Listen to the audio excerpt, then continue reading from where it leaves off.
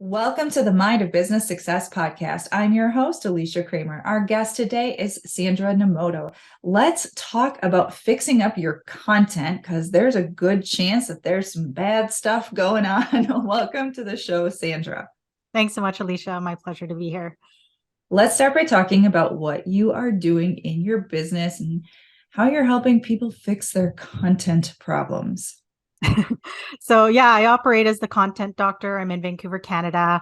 And primarily I am a content writer for cruelty-free businesses. So businesses that don't involve cruelty to animals, humans, the environment to a lesser extent. And yeah, I mean, a lot of my clients ask me to write their content because they're too busy to, running their businesses. And so there's, it's pretty straightforward. I get some guidelines around what kind of content we're putting out.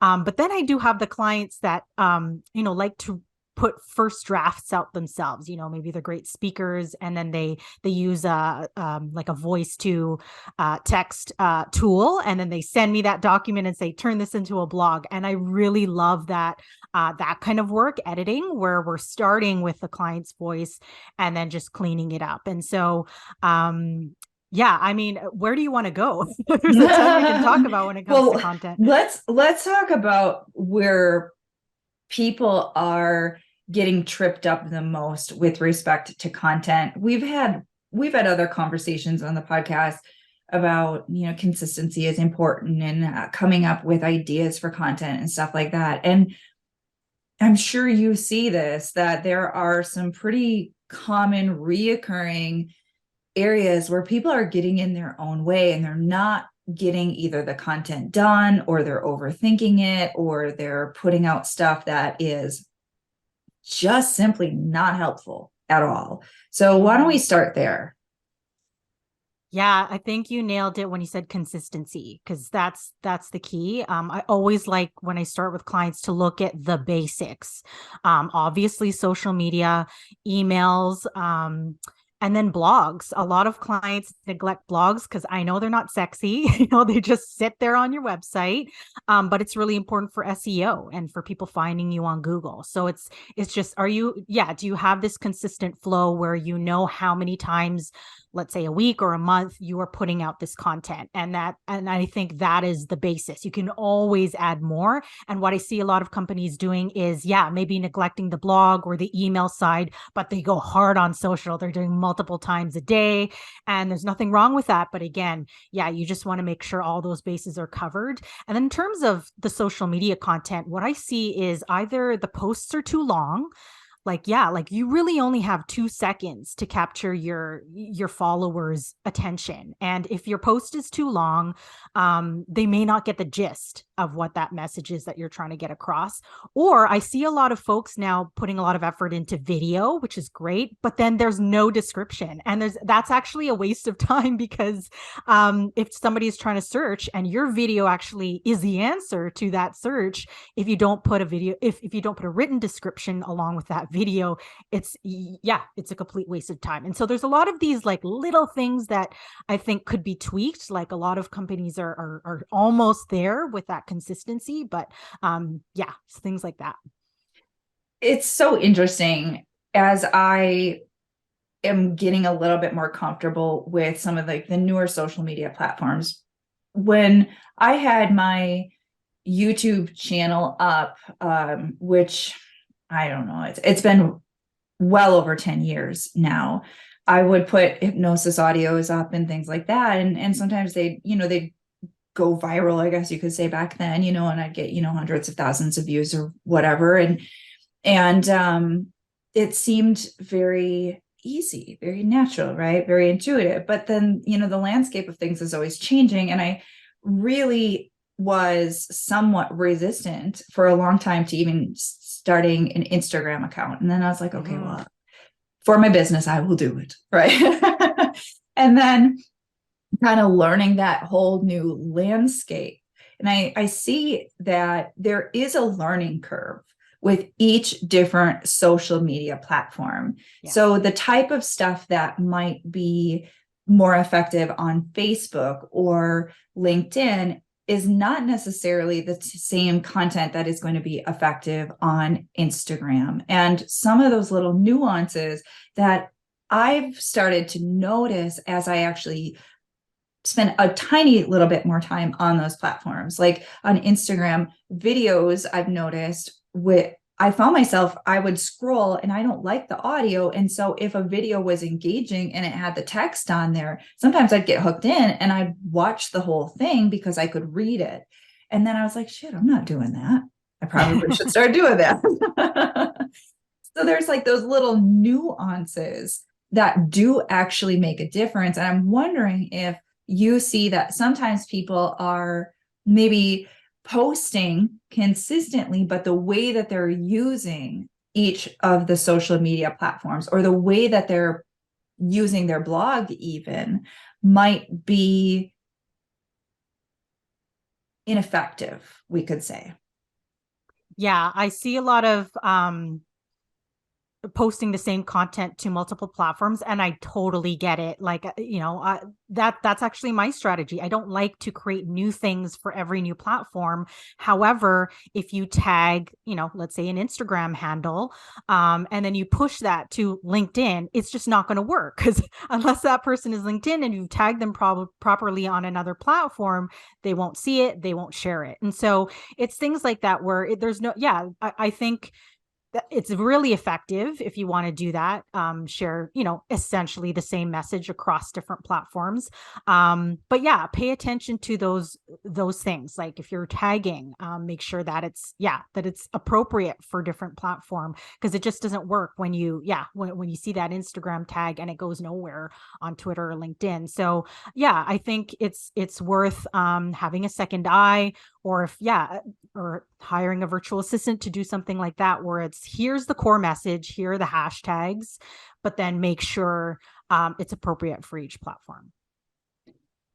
When someone is starting out their content creation strategy, are there a few things that you typically recommend as kind of like the foundation? Like you should always make sure you do like these bare minimum things. So for people who are listening who know that they need to create some type of consistent content marketing strategy, where would you direct them?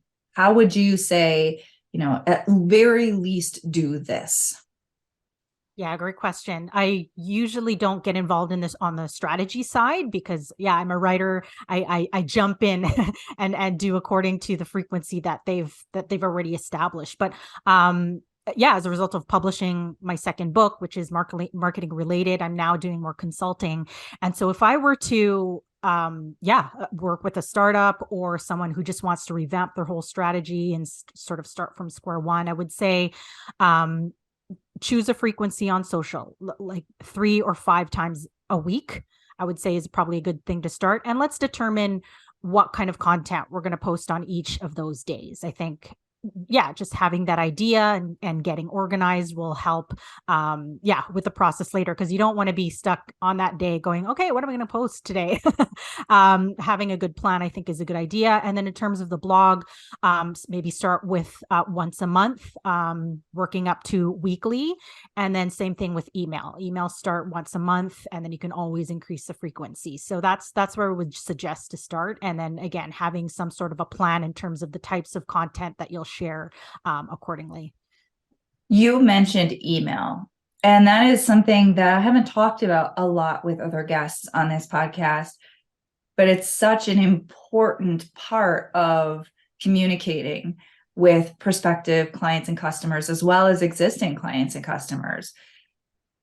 When you are working with a client on that type of communication, email communication, are there some kind of best practices that people could keep in mind? Because I know some people abuse it. For a long, long time, it was so abused that people started to actually just stop checking email. And now it's sort of making a little bit of a resurgence, I'm finding, with some of my colleagues who, have seen that email deliverability has actually improved a little bit, meaning more people are opening emails again. People don't seem quite as jaded, maybe because so many people did drop back from spamming, dozens of Yeah, it'll come emails a back to week you at people. when you do that. But from a best practice perspective, do you have any guidance on email content? Yeah, I don't claim to be an expert in this. I know others are, but again, just starting with the basics. First of all, how are you going to attract people to your email list? There's several ways to do that. I think having some sort of an opt-in lead magnet is a good idea, a freebie that you can offer people that relates to your business.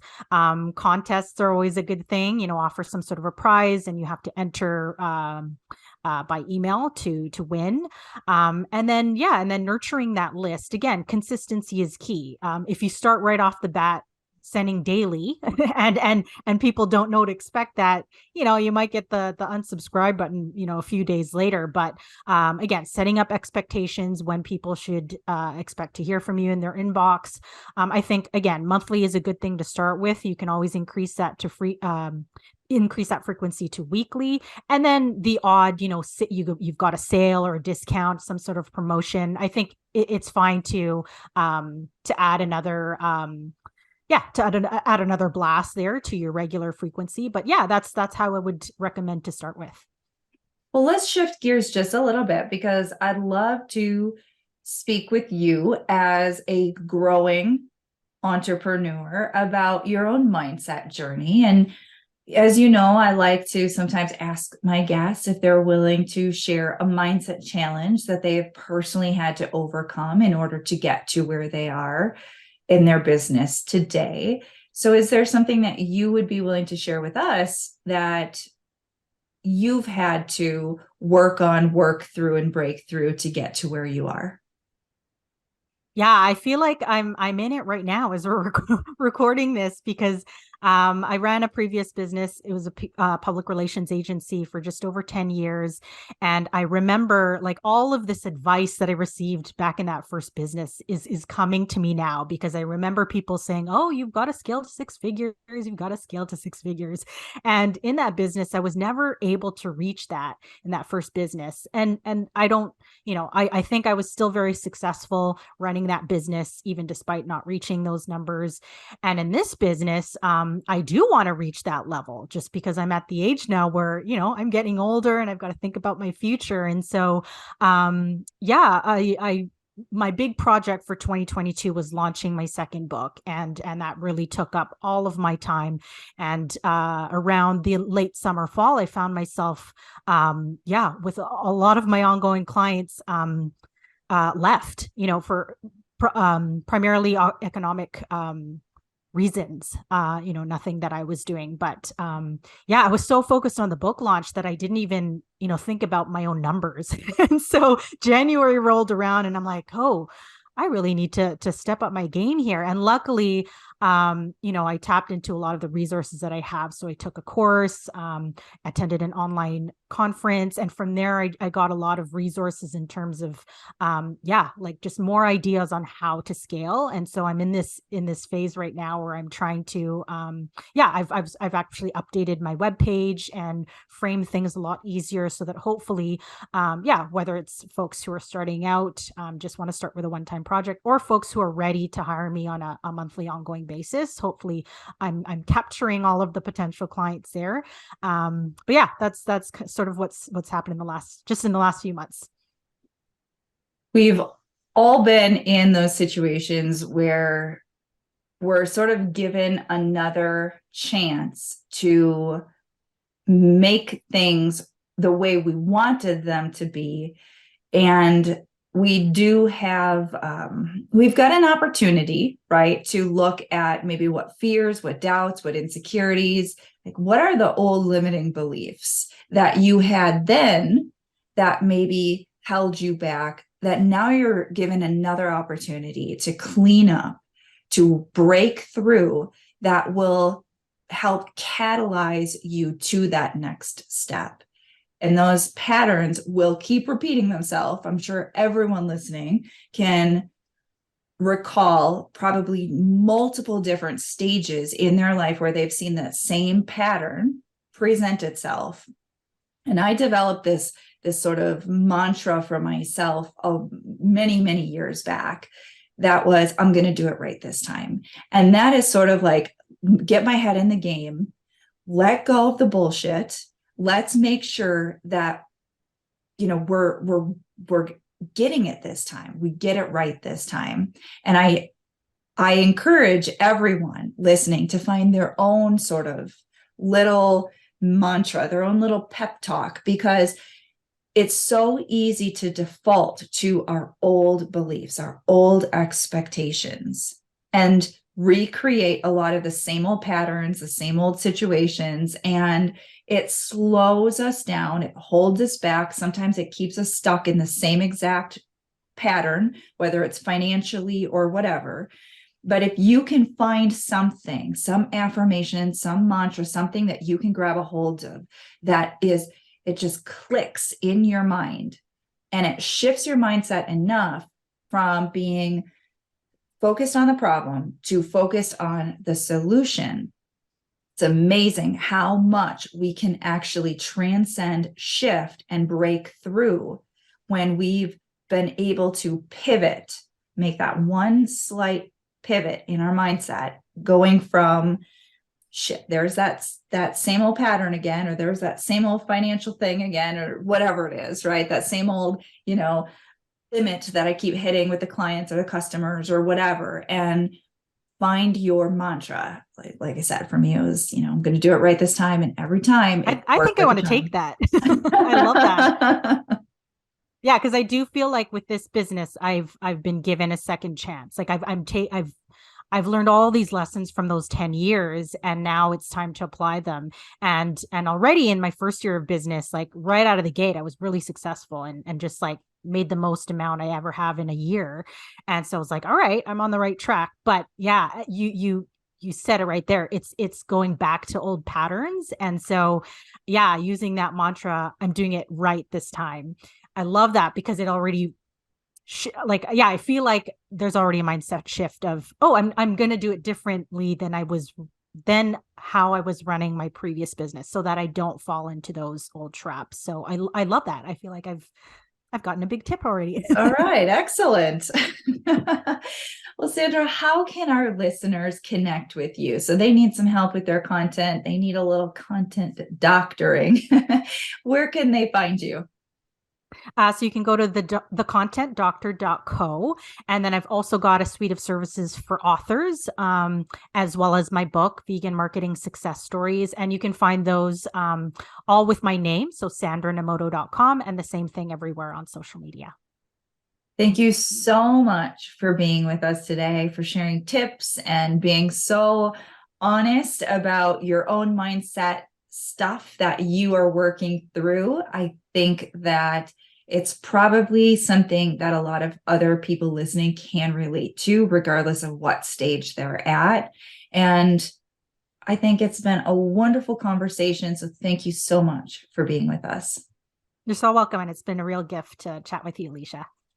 And of course, got to thank all of our listeners. We're doing this for you. If you haven't already subscribed, make sure you do so. And until next time, we will see you in the next episode.